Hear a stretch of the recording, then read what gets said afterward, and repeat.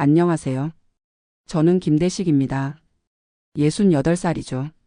혹시 여러분은 노후 준비 잘하고 계시나요? 저처럼 되지 마시길 바라는 마음으로 오늘 이 이야기를 시작합니다. 30년간 대기업에서 월급 400만 원 받으며 성실하게 살아왔어요. 퇴직금만 2억 8천만 원이었습니다. 그런 제가 지금 새벽 5시에 편의점 알바를 하고 있어요. 어떻게 이런 일이 벌어졌을까요? 제 이야기를 끝까지 들어보신다면 여러분의 노후는 분명 달라질 겁니다. 따르릉. 새벽 4시 50분 알람이 울려요. 몸을 일으키려는데 무릎이 시려서 일어나기가 힘들어요. 그래도 출근해야죠. 68세의 말이에요. 편의점까지는 자전거로 10분이에요. 새벽 출근길 동네는 고요합니다. 가로등 불빛 아래로 내 그림자가 길게 늘어져요. 30년 전에는 이 시간에 집에 들어가곤 했는데 이제는 일하러 나가네요. 어둠 속을 달리면서 생각해 봅니다. 도대체 내 인생이 어디서부터 잘못된 걸까요? 1979년 25살 때 얘기부터 해보겠습니다. 경기도 안양 달동네에서 자랐어요. 아버지는 공장 노동자셨고 어머니는 남의 집 빨래를 해주시며 우리를 키우셨어요. 가난했지만 공부만큼은 열심히 했습니다. 지방국립대 기계공학과에 들어갔죠. 장학금으로 겨우겨우 졸업하고 서울구로공단의 중견전자부품 회사에 취직했어요. 첫 월급이 35만 원이었어요. 그 돈을 받았을 때의 기분이 아직도 생생해요. 손이 떨릴 정도로 기뻤거든요. 15만 원은 고향 부모님께 보내드리고 10만 원은 저축하고 나머지 10만 원으로 생활했어요. 월급 통장을 보면서 확신했습니다. 성실하게 살면 잘 될 수 있겠다고요. 2년 차에 박순자와 결혼했어요. 순자는 고등학교 동창이었어요. 전세금 500만 원은 양가 부모님이 절반씩 마련해 주셨어요. 원룸에서 시작한 신혼생활이었지만 행복했어요. 순자도 작은 회사에서 월급 45만 원을 받았거든요. 둘이 합쳐서 월 120만 원 수입에 매달 30만 원씩 꼬박 저축했어요. 1985년 장남 준호가 태어났어요. 순자가 육아휴직하면서 수입이 절반으로 줄었지만 그동안 모은 돈으로 안양에 15평 아파트를 샀어요. 2,800만 원이었어요. 그때는 비싸다고 생각했는데 지금 보니 정말 싼 거였죠. 20대에 아껴 모은 돈으로 내 집을 마련한 것이 인생 최고의 투자였어요. 1988년에는 둘째 수진이가 태어났어요. 본격적인 자녀 교육 투자가 시작됐죠. 월급이 150만 원까지 올랐지만 아이들 학원비가 월 80만 원을 넘었어요. 제 월급의 절반이 사교육비였어요. 그래도 교육만큼은 투자라고 생각했거든요. 준호가 말을 늦게 해서 언어치료도 받게 했고 수진이는 피아노에 재능이 있는 것 같아서 개인 레슨까지 시켰어요. 매일 학원 셔틀버스 태우고 숙제 검사하고 시험 점수에 일희일비했어요. 아이들이 초등학교에 들어가자 학원비는 더 늘어났어요. 영어, 수학, 국어에다가 예체능까지. 순자가 파트타임으로 월 60만 원을 벌기 시작했지만 턱없이 부족했어요. 그래도 매월 50만 원씩은 적금에 넣었어요. 아이들 대학 자금을 위해서였죠. IMF가 터진 1997년. 회사 분위기가 싸늘해졌어요. 동기들은 하나둘씩 명예퇴직을 당했지만 다행히 저는 살아남았어요. 대신 승진은 막혔어요. 동기들이 부장이 될 때 저는 과장에 머물렀거든요. 하지만 아들은 고3, 딸은 고1이었어요. 교육비가 최고조에 달했죠. 월 사교육비만 120만 원. 여기에 대학 입시 컨설팅비까지 연간 500만 원을 썼어요. 그때는 정말 힘들었지만 참고 견뎠어요. 아이들만 대학에 보내면 우리도 이제 숨통이 트일 거라고 생각했거든요. 2001년 드디어 준호가 연세대에 합격했어요. 2003년에는 수진이가 이화여대에 들어갔고요.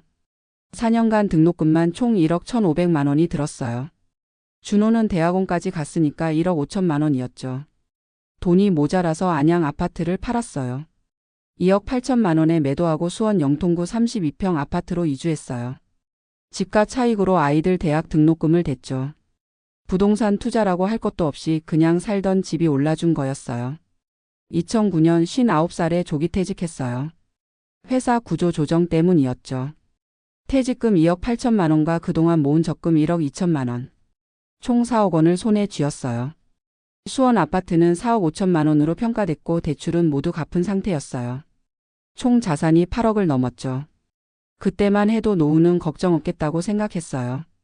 국민연금도 25년 넣었으니까 월 120만 원 정도는 나올 거였거든요. 퇴직 후 7년간은 비교적 여유로웠어요. 연금 120만 원과 적금 이자 30만 원, 순자의 파트타임 수입 40만 원. 월 190만 원이 들어왔어요. 생활비는 150만 원 정도였으니까 큰 무리가 없었죠. 준호와 수진이도 각자 결혼해서 독립했고 손자들도 생겼어요. 이때가 인생에서 가장 평화로웠어요. 건강하고 경제적으로도 안정적이고 손자들 용돈도 넉넉히 줄 수 있었거든요. 하지만 행복한 시간은 길지 않았어요. 2018년 9월의 일입니다. 준호가 찾아왔어요. 눈빛이 반짝이며 말했죠. 아버지 헬스케어 앱 사업을 시작하려고 해요. 정말 유망한 분야거든요. 8천만 원만 투자해 주시면 2년 안에 몇 배로 불려드릴게요. 평생 자식 교육에 올인했던 저였어요. 준호가 대기업에서 10년간 마케팅 일을 하다가 창업한다니까 믿음직했어요. MBA까지 따고 그동안 쌓은 경험이니까 분명 성공할 거라고 생각했죠. 적금을 깨서 8천만 원을 현금으로 건네줬어요. 은행 창구에서 송금 확인서를 받으며 뿌듯했어요. 평생 모은 돈의 절반이었지만 아들이 성공하면 그보다 더 큰 보람이 있을 거라고 생각했거든요. 아버지 정말 감사해요. 이 돈으로 꼭 성공해서 몇 배로 갚아드릴게요. 준호의 목소리가 떨렸어요. 감격해하는 아들을 보니까 제 마음도 뜨거워졌어요. 2019년까지는 사업이 순조로워 보였어요. 준호가 가끔 와서 근황을 들려줬거든요. 투자자들도 관심을 보이고 앱 다운로드도 늘고 있다고 했어요. 그런데 2020년 코로나가 터졌죠. 그해 8월 전화가 왔어요. 아빠, 회사가 망했어요. 코로나 때문에 투자가 다 끊겼어요. 전화기 너머 준호의 목소리가 떨렸어요. 저는 한동안 말이 나오지 않았어요. 화가 났다기보다는 막막했어요. 8천만 원이 한순간에 물거품이 됐으니까요. 그래도 아들 탓은 안 했어요. 제가 준 거니까요. 설상가상으로 2020년 말 수진이가 이혼한다고 했어요. 8살 손자 민수와 함께 들어온다는 거였어요. 아버지 죄송해요. 결혼 생활이 더 이상 힘들어서요. 민수랑 잠시만 지내게 해주세요. 수진이의 눈가가 빨갛게 부어 있었어요. 딸이 힘든데 어떻게 거절하겠어요. 전세 보증금 8천만 원을 지원해줘야 했어요. 손자 양육비와 사교육비로 월 80만 원이 추가로 나갔고요. 동시에 순자의 관절염이 악화되면서 파트타임도 그만뒀어요. 코로나로 은행 이자율도 떨어져서 적금 이자가 월 15만 원으로 반토막 났어요. 한 달에 들어오는 돈은 135만 원인데 나가는 돈은 250만 원이었어요. 매월 115만 원씩 적금을 깨먹고 있었죠. 남은 적금 2천만 원으로는 2년도 못 버틸 상황이 됐어요. 그래서 2023년부터 편의점 새벽 알바를 시작했어요. 68세에 알바한다는 게 창피했지만 가족을 위해서는 어쩔 수 없었어요. 그래도 건강하니까 일할 수 있는 것만 해도 감사했죠. 편의점 문을 열고 들어가면 차가운 공기가 얼굴을 스쳐가요. 냉장고 소리, 커피 머신 소리가 새벽의 고요함을 깹니다. 점장은 저보다 30살이나 어린 청년이에요. 김대식 씨 오늘도 수고하세요. 공손하게 인사하지만 어색해요. 아들 뻘 되는 사람에게 존댓말을 들으니까요. 새벽 5시부터 9시까지 4시간. 주 6일 근무로 월 90만 원을 받아요. 순자도 주 3일 마트 계산원으로 월 50만 원을 벌고 있어요. 국민연금 120만 원까지 합쳐서 가구 총수입은 260만 원이에요. 지출은 255만 원이니까 월 5만 원 정도 남아요. 아슬아슬한 균형이죠. 기본 생활비로 120만 원이 나가고 순자 관절염과 제 고혈압 약값으로 25만 원. 손자 민수 양육비가 80만 원, 기타 비용이 30만 원이에요. 수원 아파트 시세가 6억 2천만 원까지 올랐어요. 하지만 팔 수는 없어요. 팔면 어디서 살겠어요. 전세로 들어온 세입자가 4억 5천만 원 보증금을 맡겨뒀거든요. 예금은 1,800만 원 남았어요. 비상금이라고 할 수 있죠. 순자산이 1억 9,800만 원 정도예요.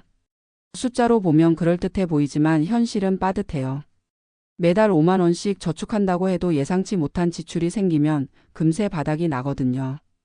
지난달에 순자가 넘어져서 병원에 갔어요. 다행히 큰 부상은 아니었지만 치료비로 30만 원이 나갔어요. 그 한 달은 적자였죠. 편의점에서 일하다 보면 여러 사람들을 만나요. 새벽에 출근하는 간호사 누나가 있어요. 40대 중반쯤 되는 것 같은데 항상 피곤해 보여요. 아저씨 오늘도 일찍 오셨네요. 따뜻한 커피를 사가며 인사해요. 저보다 어린 분인데 아저씨라고 불러주니까 고맙죠. 택시기사 아저씨도 단골이에요. 70살이 넘었는데도 밤새 운전을 해요. 나도 언제까지 이 일을 할 수 있을지 모르겠어요. 눈도 침침하고 반응 속도도 떨어지는데 말이에요. 서로 눈빛만 봐도 알아요. 먹고 살기 위해 나이 들어서도 일해야 하는 처지라는 걸 말이에요. 새벽 알바를 하면서 많은 걸 깨달았어요. 자식에 대한 무조건적인 지원이 얼마나 위험한지 말이에요. 준호에게 8천만 원을 줄 때 한 번도 의심하지 않았어요. 내 아들이니까 성공할 거라고 믿었거든요. 하지만 사업은 늘 위험이 따르는 거였어요. 수진이 이혼할 때도 마찬가지였어요. 딸이 힘들어하는데 어떻게 외면하겠어요. 하지만 노후 자금까지 써가면서 지원해야 했는지는 의문이에요. 지금 와서 후회해도 늦었지만 그때 좀 더 신중했다면 어땠을까 생각해봐요. 아침 9시가 되면 일과가 끝나요. 집으로 돌아가는 길에 공원을 지나가요. 게이트볼 치는 할아버지들이 보여요. 나이로 보면 저와 비슷하거나 더 많아 보이는데 여유로워 보여요. 저분들은 노후 준비를 잘 하셨나 보다. 마음 한편이 씁쓸해져요. 저도 예전에는 저렇게 여유로운 노후를 꿈꿨거든요.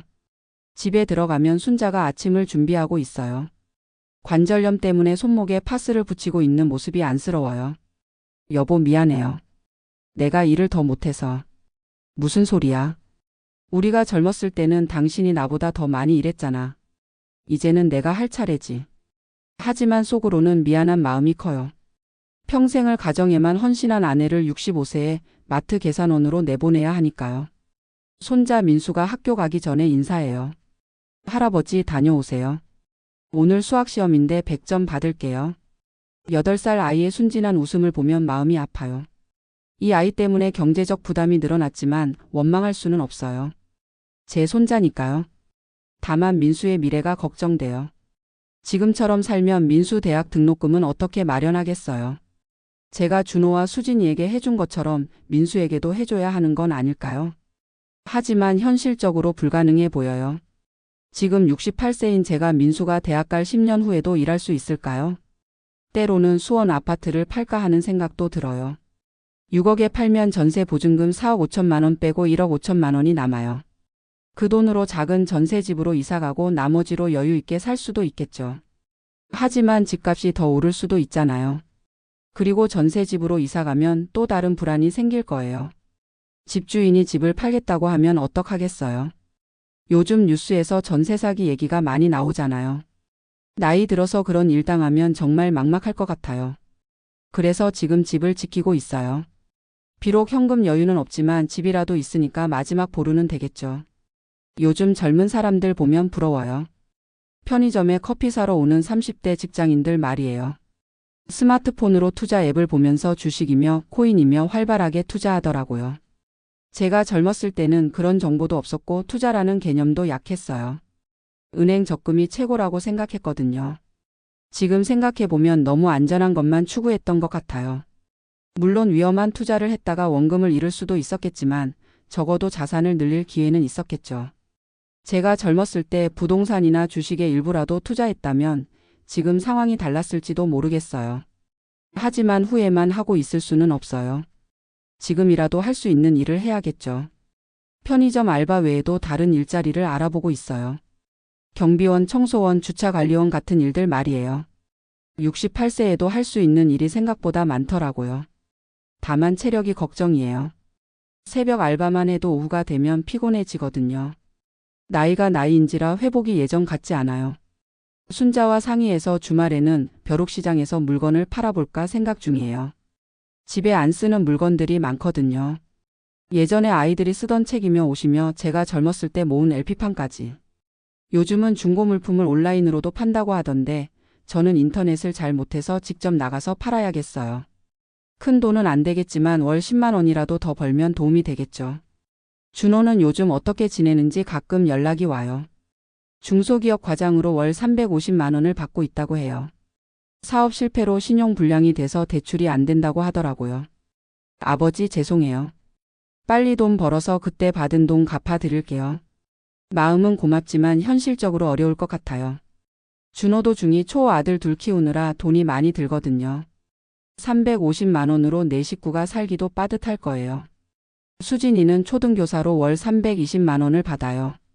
전 남편한테서 양육비 60만 원이 들어오기도 하는데 불규칙해요.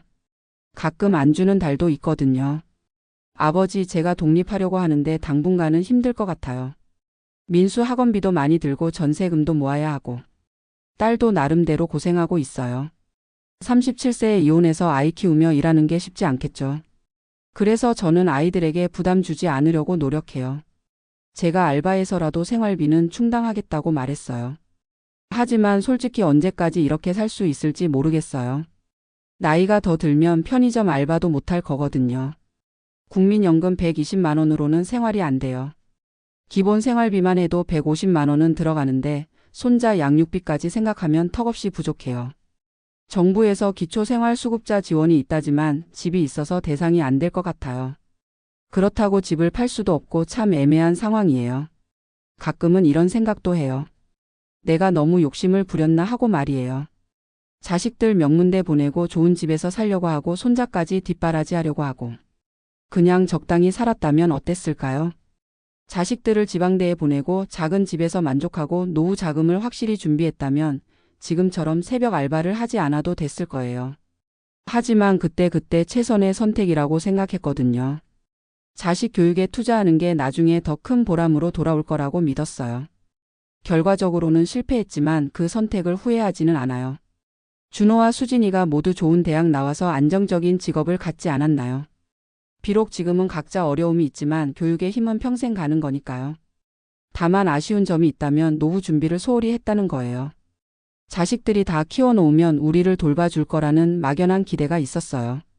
하지만 현실은 그렇지 않더라고요.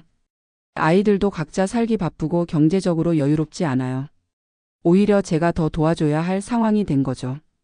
그래서 지금 젊은 분들에게 하고 싶은 말이 있어요. 자식 교육도 중요하지만 노후 준비는 더 중요하다는 거예요. 자식에게 의존하지 말고 스스로 노후를 책임질 수 있는 계획을 세우세요.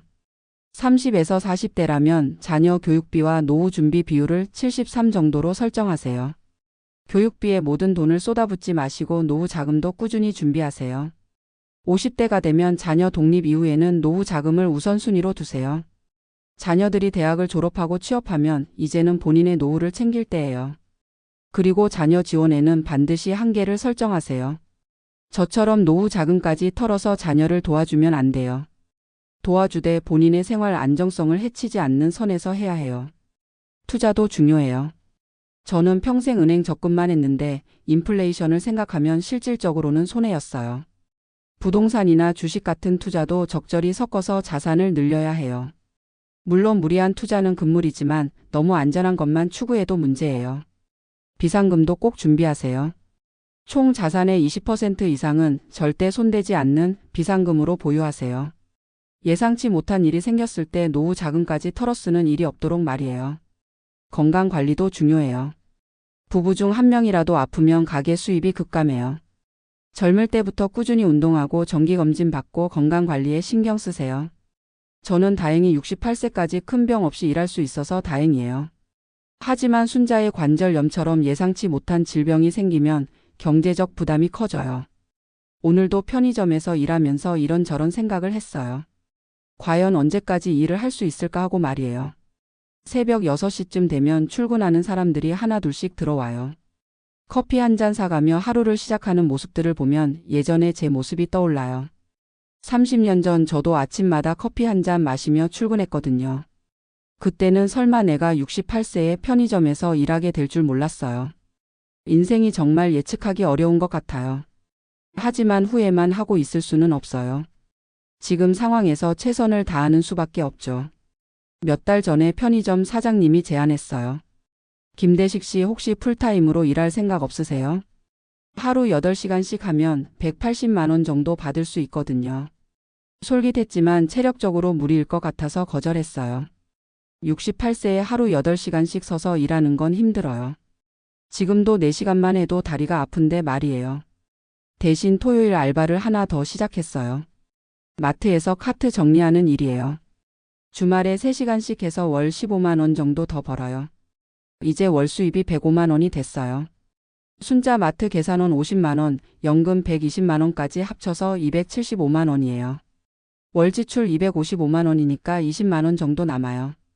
그래도 예전보다는 여유가 생겼죠. 이 돈으로 조금씩이라도 저축하려고 해요. 혹시 몰라서 말이에요.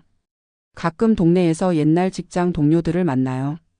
저보다 늦게 퇴직한 사람들은 그럭저럭 여유롭게 지내더라고요. 연금도 더 많이 받고 퇴직금도 더 많이 받았거든요. 대시가 요즘 어떻게 지내? 반갑게 인사하지만 솔직하게 말하기는 어려워요. 편의점 알바한다고 하면 어떻게 생각할까 봐서요. 그냥 집에서 쉬고 있어. 거짓말을 하게 돼요. 자존심 때문이에요. 하지만 언제까지 숨길 수는 없을 것 같아요. 동네가 좁아서 언젠가는 들킬 테니까요. 그때는 당당하게 말할 거예요. 먹고 살기 위해 일하는 건 부끄러운 일이 아니니까요. 요즘 뉴스를 보면 저와 비슷한 처지의 사람들이 많은 것 같아요. 베이비 부머 세대가 은퇴하면서 노후 빈곤이 사회 문제가 되고 있다고 하더라고요. 연금만으로는 생활이 어려워서 나이 들어서도 일해야 하는 사람들이 늘고 있어요. 저만의 문제가 아니라는 걸 알고 나니까 조금 위안이 됐어요. 정부에서도 노인 일자리 사업을 늘리고 있다고 해요. 공원 관리, 학교 급식 도우미, 지역사회 봉사 같은 일들 말이에요. 기회가 되면 신청해 볼까 생각하고 있어요.